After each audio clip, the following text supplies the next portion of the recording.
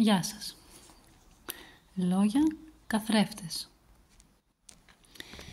Συνηθίσαμε να λέμε ότι μία εικόνα αξίζει όσο 1000 λέξεις. Όταν όμως αυτές οι λέξεις είναι λόγια του Θεού, ισχύει μάλλον το αντίστροφο. Μία λέξη αξίζει όσοι 1000 καθρέφτες. Και μάλιστα πρόκειται για πεντακάθαρους καθρέφτες που από τη μία δείχνουν το αληθινό πρόσωπό μας, χωρίς ψευτομακιγιάζ και φτιασιδώματα, και από την άλλη δείχνουν το αληθινό πρόσωπο του Χριστού, στο οποίο πρέπει να μοιάσουμε. Όσο πιο πολύ αφήνει ο άνθρωπος ανοιχτά τα αυτιά του σε αυτές τις λέξεις καθρέφτες, τόσο περισσότερες ελπίδες έχει να ξυπνήσει και να σταματήσει να το παίζει ωραίος και άνετος και ευχαριστημένος με τον εαυτό του. Και τότε, αληθινά ξύπνιος πια, αρχίζει τη σωτήρια δουλειά της συμμόρφωσής του με το πρότυπο ομορφιάς που μας έδειξε ο Χριστός. Το δεύτερο μετά Χριστό αιώνα, στη Συρία, κάποια γυναίκα που δεν ήταν χριστιανή, στο όνομα Ευδοκία και στο επάγγελμα Πόρνη, τυχαία άκουσε κάποιον να διαβάζει φωναχτά ένα βιβλίο στο διπλανό της σπίτι. Πρόκειται για ένα μοναχό που εφιλοξενεί το εκεί και διάβαζε στους ευσεβείς οικοδεσπότες μία διδασκαλία περί της μελούσης κρίσεως και της Δευτέρας Παρουσίας του Χριστού. Η Ευδοκία, και λόγω επαγγέλματος είχε πολύ καλή σχέση με τους καθρέφτες, ακούγοντας όμως την αφυπνιστική αυτή ανάγνωση, αισθάνθηκε ότι για πρώτη φορά κοιταζόταν σε καθρέφτη που της έλεγε την αλήθεια. Δηλαδή, της φανέρωνε την αποκρουστική ασχήμια της ψυχής της και αντί να σπάσει τον ενοχλητικό καθρέφτη, όπως συνήθως γίνεται σε παρόμοιες περιπτώσεις, ζήτησε από το μοναχό Γερμανό να τη βοηθήσει να κοιταχτεί καλύτερα στον καθρέφτη των εντολών του Θεού.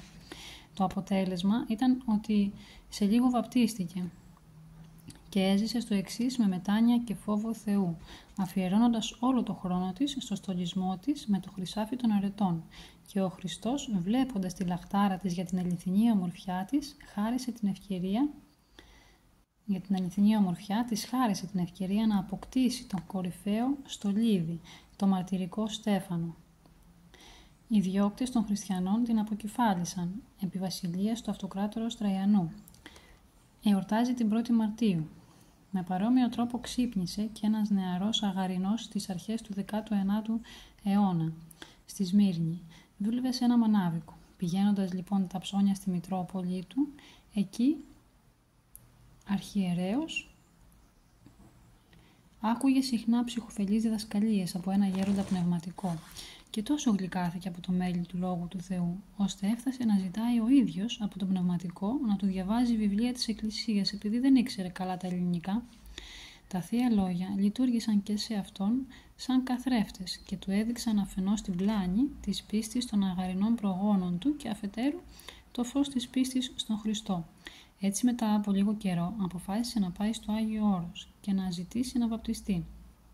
Και εκεί, με τη σοφή καθοδήγηση των Αγίων Πατέρων, ετοιμάστηκε με τόση επιμέλεια και ζήλο για το μεγάλο μυστήριο, ώστε την ώρα που βαπτιζόταν άστρεψε το πρόσωπό του από το φως της δόξης του Χριστού, σε βαθμό που να μην μπορούν να το ατενίσουν οι παρευρισκόμενοι πατέρες.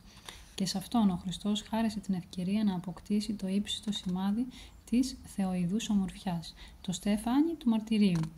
Μετά από φρικτά βασανιστήρια 40 ημερών, οι πρώην ομόπιστοι του Κωνσταντίνου τον κρέμασαν στην Κωνσταντινούπολη στις 2 Ιουνίου του 1819. Αυτή είναι η μεταμορφωτική δύναμη που έχουν τα λόγια καθρέπτες του Θεού. Ένας πρώην αγαρινός και μία πρώην πόρνη δοξάζονται με δόξα που κάνει εμάς τους χριστιανούς όχι απλώς να τρίβουμε τα μάτια μας, αλλά και να τα κλείνουμε μη αντέχοντας την εκτυφλωτική ομορφιά τους.